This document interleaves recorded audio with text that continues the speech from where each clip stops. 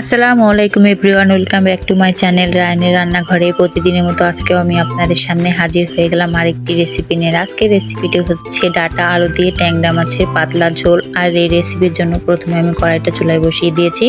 এবার আমি দিয়ে দিব তেল, দিয়ে দিব আদা রসুন পেঁয়াজ বাটা, দিয়ে দিব কাঁচামরিচ কুচি, দিয়ে দিব স্বাদ মতো লবণ, আর দিয়ে দিব পরিমাণ মতো হলুদের গুঁড়া দিয়ে এবার আমি সবগুলো মশলা একসাথে ভালো করে নেড়ে চেড়ে একদম ভাজা ভাজা করে নিব। আমি একটা কথা সবসময় বলি, মশলাটা যত ভালোভাবে ভাজবেন বা কষাবেন আপনার তরকারিটা খেতে কিন্তু তত ভালো হবে। তখন মশলাটা সুন্দরভাবে ভাজা হয়ে গেছে। এবার আমি এর ভিতর দিয়ে দেবো কেটে ধুয়ে রাখা ট্যাংরা মাছগুলো। এই মাছগুলো কিন্তু একদম নদীর ট্যাংরা মাছ, একদম তেল ভরা মাছ। তো দেখেন আমি দিয়ে সুন্দর করে নেড়েচেড়ে মশলাটা মাছের সাথে মিশিয়ে নিয়েছি। এবার অল্প পরিমাণে একটু পানি দিয়ে আবারও আমি সুন্দর করে নেড়েচেড়ে নিচ্ছি। এবার মাছটাকে আমি সুন্দর করে কষিয়ে নেব। তার জন্য একটা ঢাকনা দিয়ে আমি ঢেকে দিলাম মাছটা।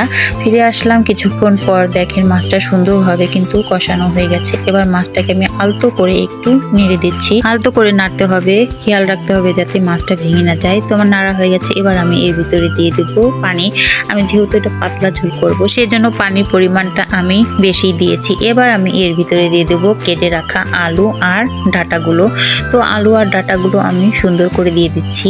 সব সময় কিন্তু তেল ঝাল মশলা খেতে ভালো লাগে না, মাঝে মাঝে মনে চায় যেন অল্প মশলা হবে, হালকা তেল ঝাল হবে, পাতলা ঝোল দিয়ে পেট ভরে কয়টা ভাত তৃপ্তি সহকারে খেতে পারতাম। হ্যাঁ, তাদের জন্য আজকের এই ভিডিওটি। আমি যেভাবে রান্না করেছি এভাবে বাসায় একবার রান্না করে খেয়ে দেখেনি না, ভাত শুধু খেতেই থাকবেন তৃপ্তি সহকারে, কথা দিলাম।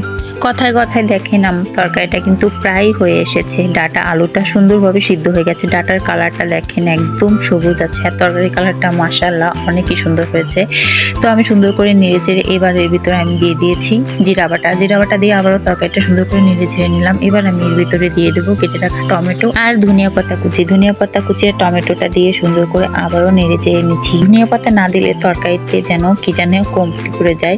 আমি সব তরকারি ভাজি বলেন ভর্তা বলেন সবকিছুতে আমি ধনিয়া পাতা খাই, আর টমেটোটা দিলে আমার কাছে তরকারি কালারটাই অন্যরকম হয়ে যায়, চেঞ্জ হয়ে যায়। তো আমি সুন্দর করে এগুলো দিয়ে হালতো করে খুন্তি দিয়ে একটু চেপে চেপে বসিয়ে দিলাম। এবার একটা ঢাকনা দিয়ে ঢেকে দিলাম। তো ফিরে আসলাম কিছুক্ষণ পর, দেখেন আমার তরকারিটা কিন্তু একদম রেডি হয়ে গেছে আর সুন্দর একটি ঘ্রাণ বেরিয়েছে। কালারটা মশলা অনেকই সুন্দর হয়েছে। আজকের রেসিপিটি ভালো লাগলে অবশ্যই আমাকে কমেন্টে জানাবেন।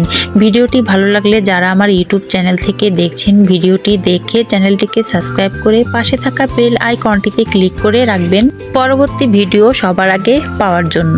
এবং যারা ফেসবুক পেজ থেকে দেখছেন, পেজটিকে লাইক দিয়ে অথবা ফলো দিয়ে যাবেন। এরকম আরো সব মজার রেসিপি নিয়ে হাজির হয়ে যাব আপনাদের সামনে। ততক্ষণ আপনারা ভালো থাকবেন, সুস্থ থাকবেন। আজকের মতো ভিডিওটি এখানে শেষ করছি। আল্লাহ হাফেজ।